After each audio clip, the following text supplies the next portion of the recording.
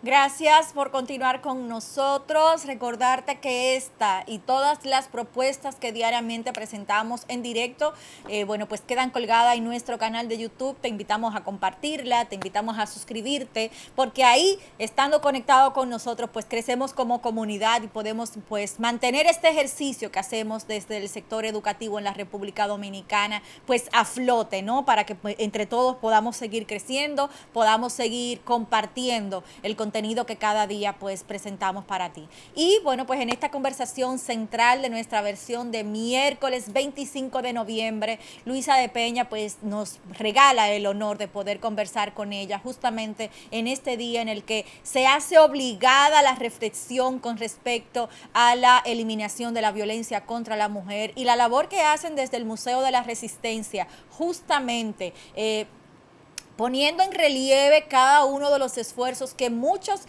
hombres y mujeres hicieron en el pasado y que muchos hombres y mujeres continúan haciendo en el día de hoy para que los derechos del ser humano y de la mujer, que bueno, ya lo hemos hablado aquí, el derecho de la mujer sin duda es el derecho de la humanidad, pues pueda estar en la palestra todos los días y sean reivindicados los derechos de aquellos que no tienen voz. Luisa, muchísimas gracias por acompañarnos el día de hoy y por permitirnos reflexionar juntos. Buenos días, Ana. Gracias por invitarnos.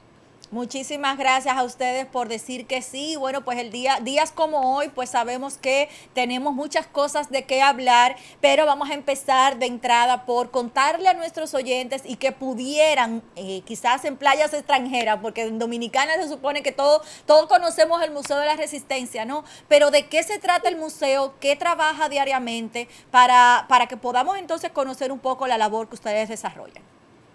Ya, nosotros somos un museo memorial, somos una asociación sin fines de lucro, eh, donde se trabaja todo lo relativo a la memoria histórica y la memoria de todos aquellos que lucharon por la libertad y la democracia durante las dictaduras del pasado siglo XX. Iniciando nuestro recorrido cronológico en 1916 con la primera dictadura militar norteamericana y terminando en el 78 con la transición a la democracia y finalizar la dictadura de Balaguer. Sí. Entonces, todo ese periodo de 68 años, donde la parte más fuerte fueron los 21 años de dictadura de Trujillo, se relata en el Museo de la Resistencia y se trabaja a través de esa historia en educar en derechos humanos y valores democráticos.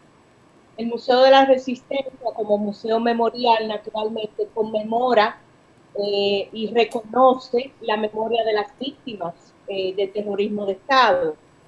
Pero más que nada, nosotros somos una herramienta educativa, un complemento de la educación formal del aula para eh, contribuir en la formación de conciencia ciudadana, de que las nuevas generaciones que vienen pues educándose, formándose, eh, asuman una ciudadanía responsable, consciente de los valores democráticos, del costo en sí de la democracia, pero más que nada dispuestos a contribuir desde cada uno de sus espacios en el crecimiento de la democracia, el fortalecimiento de una sociedad basada en la cultura de paz y de respeto a los derechos humanos.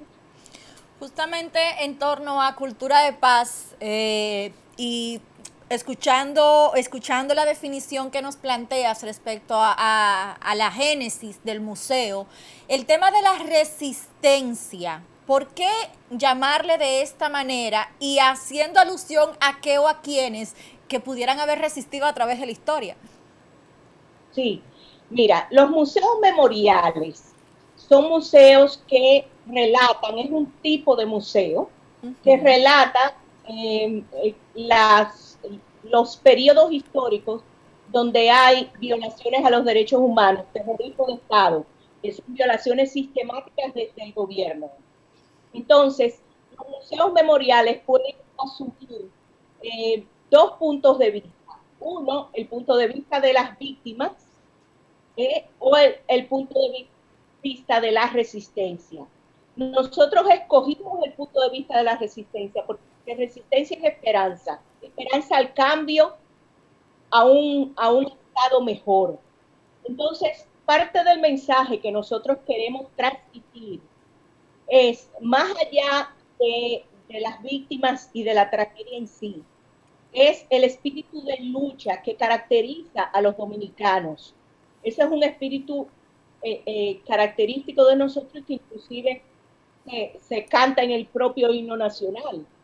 El dominicano es un pueblo que resiste, que tiene características particulares y nosotros quisimos enfocar nuestro relato desde la resistencia, o sea, cree en el cambio, es uno de los mensajes que nosotros le damos al visitante, tratamos de entregarle al visitante.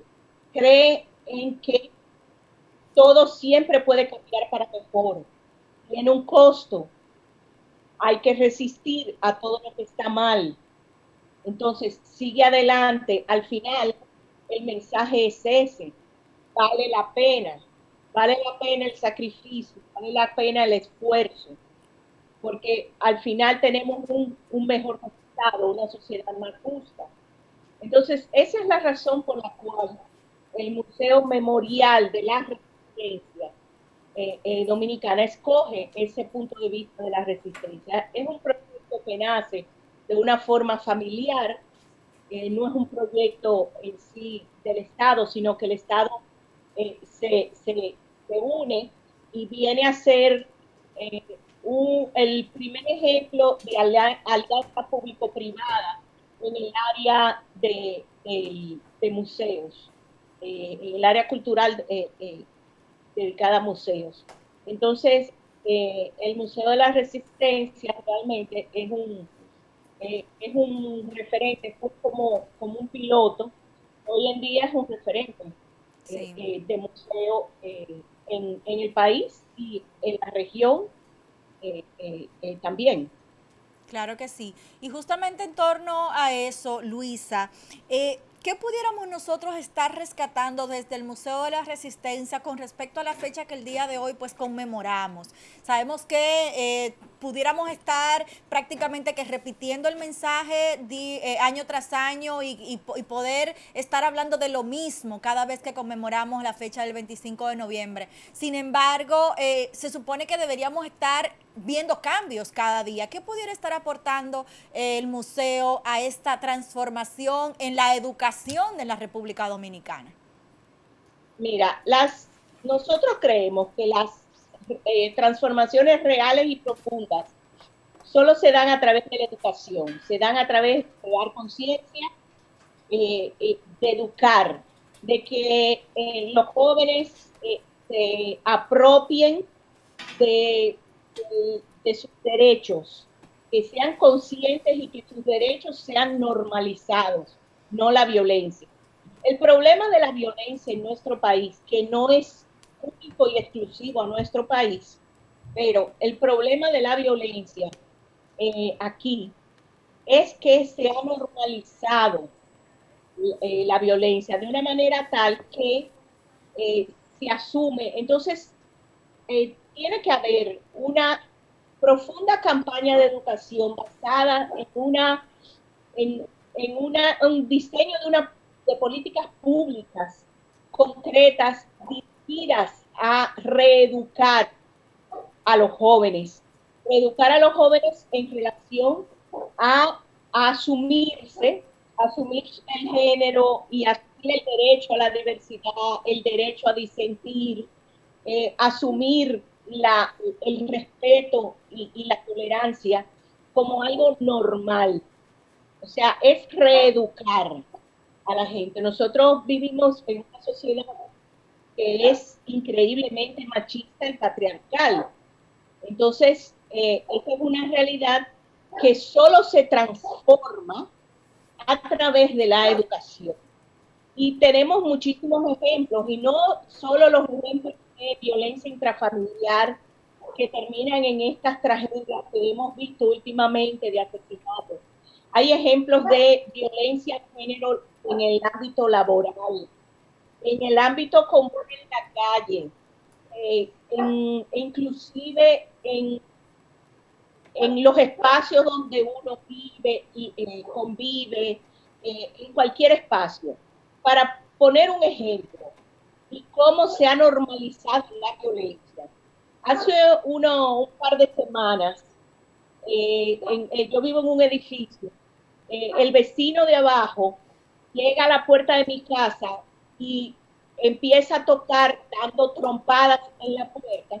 Cuando la muchacha abre, que yo estoy ocupada en otra cosa, él le dice que él tiene una filtración. Entonces, ese episodio de violencia es natural, para él era natural, usted tenía derecho de tocar la puerta de mi casa con violencia porque él tiene una filtración, pero él se lo hace a una mujer. Si es un hombre, él no toca con esa violencia, él asume eso de otra forma. ¿Por qué? Porque si tiene una filtración, lo primero que hay que averiguar es si la filtración es de mi apartamento que viene, ¿no? Y cuál es el origen y todo lo demás. Pero es poniendo un ejemplo concreto, simple, de cómo la violencia está normalizada en nuestro país. Otro ejemplo, cuando las mujeres manejan andan en la calle manejando, si un hombre comete una imprudencia, la reacción es diferente. Cuando es una mujer, normalmente, mira, tenía que ser una mujer, como que tu condición de mujer ya es una razón para que tú seas un mal conductor o tú no respetes las leyes de tránsito. Estoy poniendo ejemplos comunes Claro. fuera, pero por ejemplo, otro ejemplo. Acabamos de ver hace un par de semanas un episodio en un museo homólogo, un museo en otro museo, y es importante traerlo a colación, de un episodio de violencia laboral de la directora del museo Sí. frente a su supervisor que tiene un episodio de violencia laboral hacia ella. Entonces, ¿cuál es la reacción del organismo al cual pertenecen? Combinarla y amenazarla a retirar la denuncia con pena de cancelarla. Cuando ella se niega a retirar la denuncia y a defender sus derechos, lo que hace es la cancelar. Entonces, eso es la normalización de la violencia, ¿te das cuenta? Y hay gente que entiende que, bueno, pero que ella no podía hacer eso porque él era el jefe. Y si el otro jefe de arriba, en este caso una mujer, la jefa, le ordena hacer una cosa, ella tiene que seguirlo. Entonces, esa es la normalización de la violencia en nuestra sociedad, que hay que reeducar, hay que hacer entender, hay que hacer que la gente rechace la violencia en forma normalizada, porque siempre hay formas de resolver los conflictos que no sea a través de la violencia. Y si hay episodios violentos y la mujer se resiste, entonces ese episodio violento escala a mayor. Claro. Y eso, guardando las diferencias, es lo que pasa con el crimen de las Mirabal y muchísimos otros crímenes, porque las hermanas Mirabal fueron un crimen que trascendió de una forma tal, porque fueron 4 personas juntas de una forma brutal, anunciado en un momento en el que el crimen ya estaba desgastado y había, pues bueno, una serie de condiciones internas y externas que hace que ese crimen explote. Pero antes de las mismas hubo muchos crímenes contra las mujeres y después también. Entonces, ahí lo importante del crimen de las Mirabal es que es un hito que marca una ruptura frente a la violencia normalizada del Estado. Y la gente reacciona. Claro. Pero la violencia de género es algo que desde el momento en el que los padres tenían que entregar sus hijas al dictador para satisfacer su líbido y sus ambiciones extremas, sus deseos retorcidos, y ahí entramos todo lo que es este tema que hemos hablado mucho últimamente, el matrimonio infantil, que viene arrastrándose desde la dictadura, o sea, la sexualización de la niña. Entonces, eso es violencia. Es una violencia de la peor clase porque le rompe la inocencia al niño. Entonces, esa normalización de la violencia, eso es lo que aquí hay que trabajar con políticas públicas diseñadas para reeducar a los jóvenes. Y digo a los jóvenes porque es más apropiado y es inteligente mirar la transformación de la sociedad desde el presente hacia el futuro. No solo pretender transformar en el presente. Claro, eso decirlo es muy fácil. Sentarme aquí frente a una pantalla y decir eso es muy fácil. El diseñar las políticas, el aplicarlas, donde ahí viene el compromiso real. El reto. Claro. Y la parte difícil porque seguimos dentro de la misma sociedad patriarcal y machista que no ha cambiado. Entonces es nadar contra la corriente. Y eso solo lo puede hacer el Estado. Bueno. O sea, el gobierno de turno es el que puede aplicar los mecanismos para la transformación. Por eso se habla de políticas públicas. Buenos días, doña Luisa. Fanny Garrido de este lado. Un gusto poder tenerla acá en el programa. Mire, yo le quiero hacer una pregunta muy particular. Una de las quejas fundamentales que yo tengo con mucho de lo que tiene que ver con los museos, y creo que para el caso del Museo de la Resistencia pudiese también aplicar lo mismo, es que lamentablemente los museos se quedan en el edificio, o sea, se quedan dentro del recinto. Y obviamente para nosotros poder lograr eso que usted está planteando, que es un cambio de visión y de interpretación del rol de la mujer en la República Dominicana, para que entonces las mujeres pasen a tener un rol igualitario, y para poder la mujer tener un rol igualitario, siempre hemos dicho acá en el programa en particular, que la mujer entonces tendría que tener por lo menos un 50% de privilegio por encima del hombre, porque al final la mujer es la que carga con la costa familiar. En el caso de los museos, por ejemplo, hoy en día yo puedo visitar el Louvre desde República Dominicana, yo puedo visitar el Museo de Londres, yo puedo visitar el MoMA en Nueva York. ¿Cómo yo hago para visitar el Museo de la Resistencia y cómo pudiésemos nosotros lograr? Porque ciertamente es un tema de políticas públicas, pero ustedes han hecho un esfuerzo extraordinario, muy bello y muy loable, de crear un museo privado que nos dice a todos los dominicanos cómo un grupo de hombres y mujeres muy valientes y valerosos enfrentaron múltiples escenarios de dictaduras, la dictadura de Trujillo, los años del triunvirato, la dictadura, la cuasi dictadura disfrazada de los 12 años de Joaquín Balaguer, etcétera. Entonces, ¿cómo podemos nosotros mover el Museo de la Resistencia para que esas niñas en particular, porque son las que más nos preocupan, estamos de acuerdo con usted, en los pueblos apartados de República Dominicana, conozcan y se den a valer, o sea, se les puedan ellas interpretar a partir de la visita al museo eso que ha ocurrido?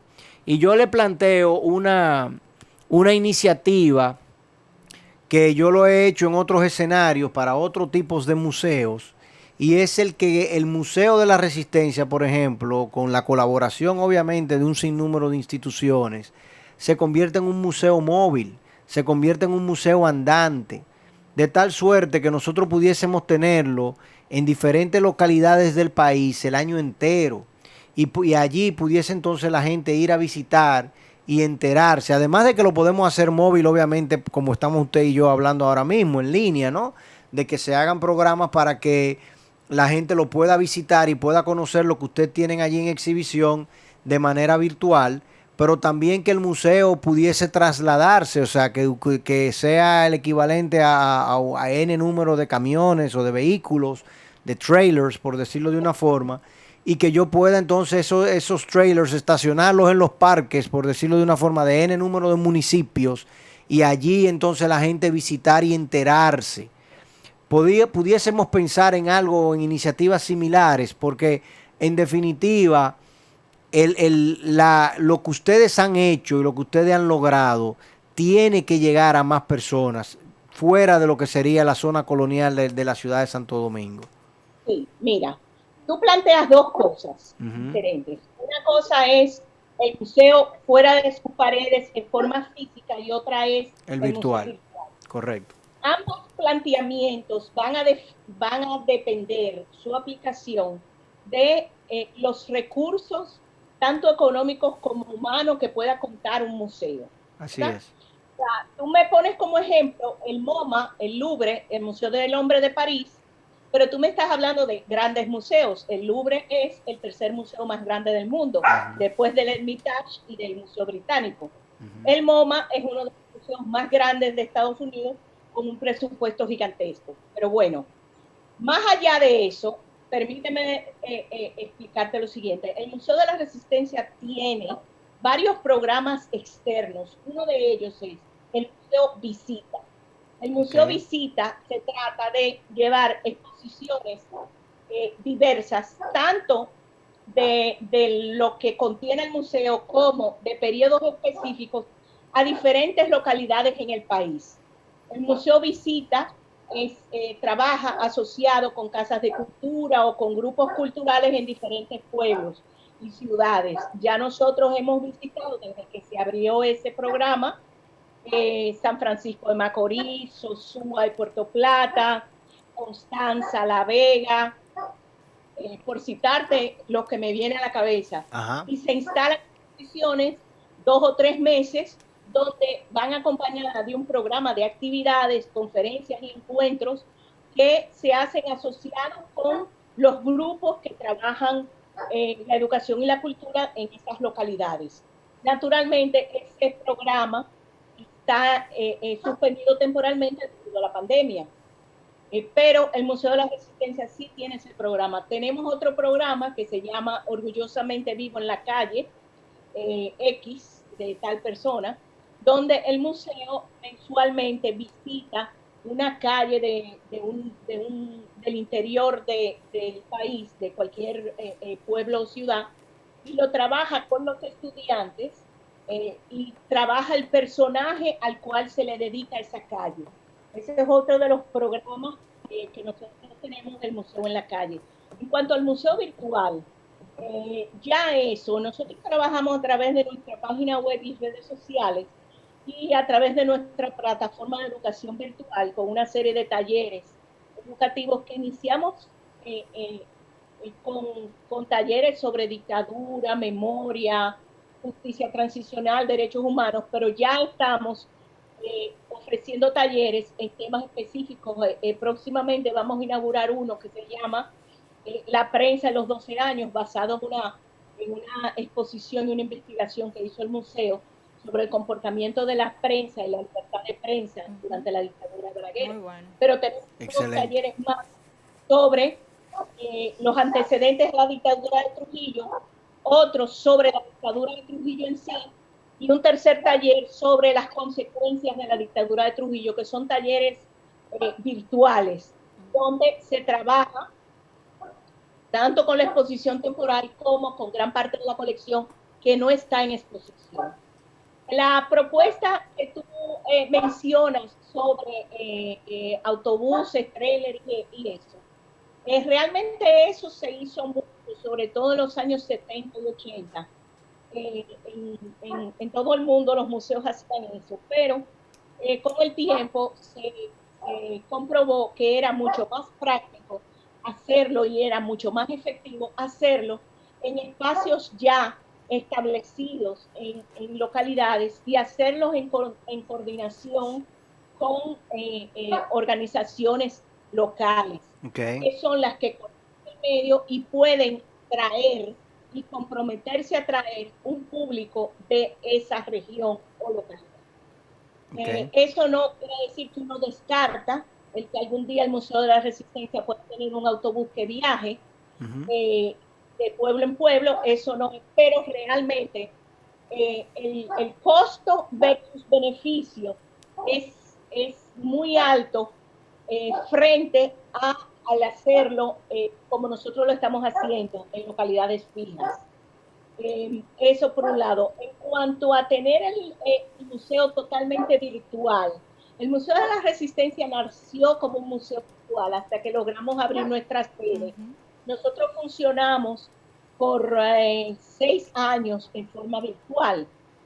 Naturalmente ya eso está desactualizado, hay que hacer toda una plataforma nueva virtual, pero lo virtual nunca sustituye la experiencia presencial. Esa es la realidad. Entonces, sí se necesitan invertir una serie de recursos para tener un museo completamente virtual, recursos los cuales el Museo de la Resistencia en la actualidad no cuenta, no tenemos. Posee. Ajá, no.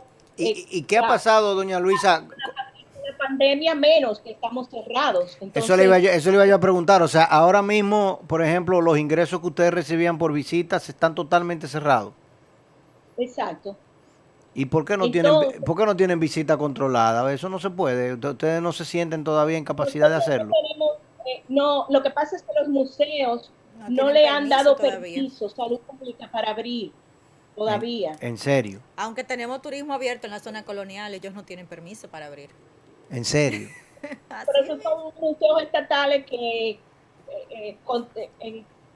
es contraproducente, pero ignoran pero tanto, por ejemplo, el Centro León solicitó permiso de salud pública, nosotros también llamamos para preguntar y tampoco todavía no se puede. Ahora bien, suponiendo que nos den permiso para abrir, tampoco es algo realmente práctico, porque vamos a abrir para recibir ¿qué estudiantes? Si los estudiantes están dando clases virtuales, ¿entiendes? Y muy difícilmente los padres autoricen visitas en la cantidad en la que nosotros estamos acostumbrados a recibir, porque es un riesgo.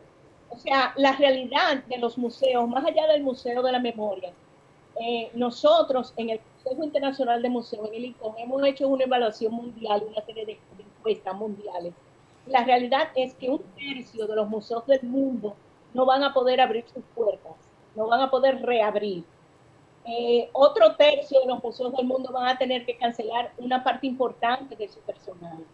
Entonces nosotros en el Museo de la Resistencia ahora mismo estamos en subsistir, en no despedir a nuestro personal, porque esa es una opción que nosotros no estamos contemplando, sino mantener nuestra planta de personal. Y estamos laborando en forma virtual, y la verdad es que el equipo de trabajo se ha comportado a la altura de lo que se necesita. Ahora, la realidad es que nos estamos enfrentando a algo para lo que no habían precedentes, no habían protocolos, no había planificación, es algo completamente nuevo. Cuando estalla la pandemia, tenemos reuniones a nivel internacional, especialistas de museo, la pregunta era, bueno, ¿existe algún protocolo? ¿Existe algún ejemplo? ¿Qué podemos hacer? ¿Cómo vamos a enfrentar? Precisamente la semana pasada teníamos una serie, un ciclo de conferencias en la que nos tocó participar precisamente en la mesa junto con el MoMA y el Smithsonian, lo cual es interesante que el Museo de la Resistencia sea considerado para estar en la misma mesa que estos dos grandes museos. Definitivamente. Y estábamos discutiendo sobre los retos al futuro y cómo reconectar con el público. Nosotros le poníamos el ejemplo, yo le ponía el ejemplo de lo que hizo el Centro de León con una serie de vallas en la ciudad, mostrando parte de su colección y recordándole a la gente el valor del patrimonio. Entonces, nosotros estamos para ser honestos, experimentando frente a algo nuevo, Claro, de cómo conectar con el público, cómo subsistir, cómo transformarnos para el futuro. Estamos experimentando porque no hay Pues mire, precedente. doña Luisa, dentro de ese experimento yo le voy a sugerir que abra. Que cuando usted abra se va a sorprender de la cantidad de gente que le van a visitar. Porque ahora mismo las familias y los padres no tienen a dónde llevar a los hijos le cuento. durante las tardes y los fines de semana y van a ir al Museo de la Resistencia. Yo Y le además, dije a desde mi- el punto de vista del complemento de la oferta de la única industria que existe en República Dominicana para el gobierno actual, que es la industria del turismo, el museo de ustedes es un valor agregado en la zona colonial. O sea, que abra, que no se preocupe, que usted va a recibir más gente que la que usted cree. Bueno, señores, se nos ha Bueno, agotado pues el tiempo, vamos. doña Luisa. Háganos caso en eso. Señores, muchísimas gracias, doña Luisa. Tenemos que proteger al museo y Claro. todos los que se dedican a esta actividad, porque en definitiva la memoria histórica nuestra es muy valiosa. Y en un día como hoy, que estamos rememorando 60 años hace, señores, de la muerte de las mariposas, no, tenemos que seguir pensando y luchando en que podemos realmente lograr un país en el que a las niñas y a las mujeres se le trate de manera digna, de manera honrosa y de manera equitativa, y esos dogmas y esos estigmas como los que usted describió al principio puedan ser definitivamente erradicados de nuestro lenguaje, erradicados de nuestras mentes y de nuestra forma de pensar. Así es. Muchísimas gracias por dedicarle unos minutos a toda la comunidad de New Horizons, a toda la comunidad educativa privada de la República Dominicana que sigue nuestro espacio, y a todos ustedes, señores. Mañana es Thanksgiving, o sea que mañana vamos a tener pavo y cranberry y muchas cosas aquí de New Horizons para Gastronomy, para todos ustedes. Vengan a buscar su pedacito. Bye bye.